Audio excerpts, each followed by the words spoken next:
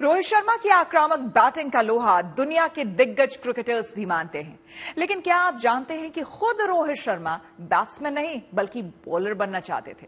रोहित शर्मा अपनी cricket academy में of break की प्रैक्टिस करते थे, लेकिन कमाल की अंतर्दृष्टि है उनके कोच में, जिन्होंने ऑफ स्पिनर रोहित के भीतर जस्ट बैटिंग के हुनर को पहचाना और बॉलिंग की जगह उनसे बैटिंग पर ध्यान देने की सलाह की।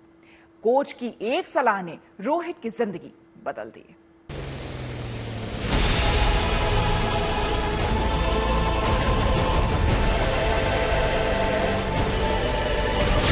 वर्तमान का एक छोटा सा टर्न कई बार भविष्य की पूरी तस्वीर बदल देता है। रोहित शर्मा इस बात की सबसे बड़ी मिसाल हैं। आपको ये जानकर हैरानी होगी कि जो रोहित शर्मा आज इंटरनेशनल क्रिकेट में हिटमैन के नाम से विख्यात हैं, वो बल्लेबाज की जगह गेंदबाज बनना चाहते थे। रोहित अपनी टीम के ऑफ स्पिनर थे और बॉलिंग की ही नेट प्रैक्टिस करते थे, लेकिन दाद देनी होगी रोहित के कोच दिनेश लाड की, जिन्होंने ऑफ स्पिनर रोहित के भीतर छिपे बैटिंग क्लास को महसूस कर लिया। अगर दिनेश लाड ने रोहित को बैटिंग करने के लिए प्रेरित न किया होता तो शायद टीम इंडिया को इतना बेहतरीन हिटमैन नहीं मिला होता। कोई बैट्समैन नहीं था। जब मैंने क्रिकेट खेलना शुरू किया अपने स्कूल के लिए, मैं एज अ बॉलर सिलेक्ट हुआ था, ऑफ स्पिन बॉल डालता था। तो कुछ महीनों के बाद मेरे जो कोच है दिनेश लाड जी, उन्होंने मुझे देखा और उन्होंने बोला, यार तेरे को बैटिंग में भी फोकस करना चाहिए, हमें टीम को ऑलराउंडर की जरूरत है। और उन्होंने मेरा बैटिंग देखा और मुझे 7-8 नंबर पे बैटिंग करने का मौका दिया।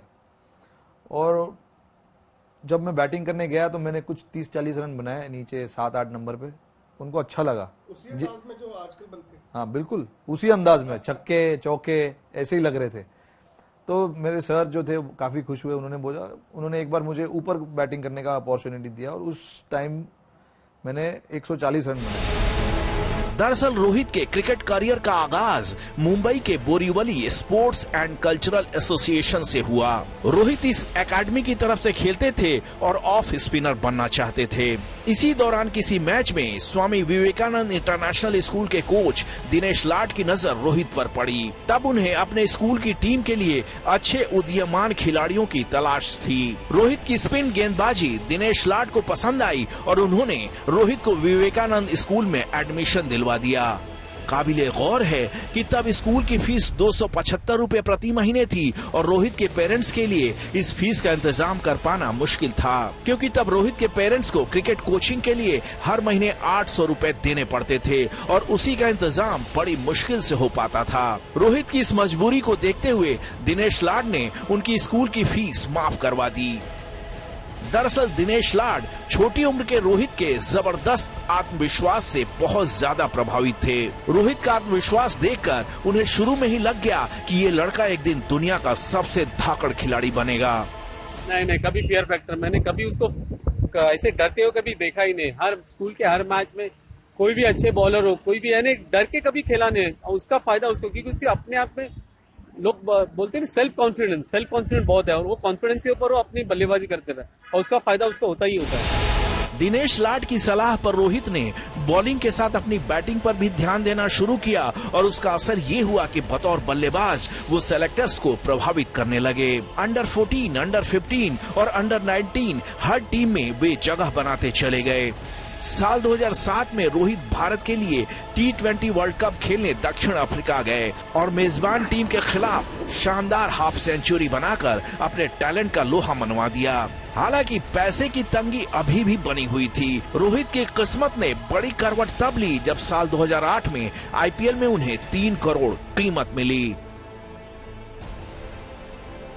जिस रोहित ने बचपन से पैसे की तंगी देखी थी, उनके पास जब एक मुश्त 3 करोड़ रुपए आए तो उन्हें एक बार की समझ नहीं आया कि इन पैसों से सबसे पहले अपनी कौन सी हसरत पूरी करें। काफी उधेड़-बुन के बाद रोहित ने अपने लिए शानदार गाड़ी खरीदी। हालांकि उस समय उनके माता पिता बोरीवली में किराए के घर में रहते थे, लिहाजा रोहित के गाड़ी खरीदने के फैसले से वो नाराज हुए, क्योंकि माता पिता चाहते थे कि रोहित सबसे पहले मुंबई में घर खरीदें। बहरहाल रोहित ने बाद में अपने पेरेंट्स की ये इच्छा भी बांद्रा में घर खरीदकर पूरी कर दी। लेकिन बचपन में गरीबी का दंश झेल चुके रोहित के पास जब पैसे आने लगे तो उनका दिलो दिमाग क्रिकेट से डिस्ट्रैक्ट होने लगा। यही वजह है कि साल 2009 और साल 2010 में वो कुछ खास नहीं कर पाए। रोहित को तगड़ा झटका तब लगा जब 2011 वर्ल्ड कप में उनका सिलेक्शन नहीं हुआ। झटका लगने के बाद रोहित ने गहराई के साथ आत्ममंथन किया और तय किया कि सफल होना है तो डिस्ट्रैक्शन को ओवरकम करना ही पड़ेगा। सिचुएशन को मैं समझ नहीं पा रहा था, नया था, 20 साल का था, तो गेम रीडिंग सिचुएशंस जो होती है वो उतनी अच्छी नहीं थी। फेलियर्स के बाद ही मुझे पता चला कि गेम में क्या सुधार लाने की जरूरत है, गेम को कैसे इम्प्रूव करना है, और साथ में इतने प्लेयर्स खेल रहे हैं, उनको देख कर और उनसे बात कर गेम में वो अपनी लाने की कोशिश की। कुछ वक्त की असफलता ने रोहित को इतना ज्यादा सचेत कर दिया कि वो पहले से भी ज्यादा मेहनत करने लगे। 2011 वर्ल्ड कप के बाद एक बार फिर टीम इंडिया में जगह बनाई। 2013 की चैंपियंस ट्रॉफी में उन्हें पारी की शुरुआत करने का मौका मिला और उन्होंने शानदार हाफ सेंचुरी बनाई। उसके बाद तो रोहित ने कभी पीछे मुड़कर नहीं देखा।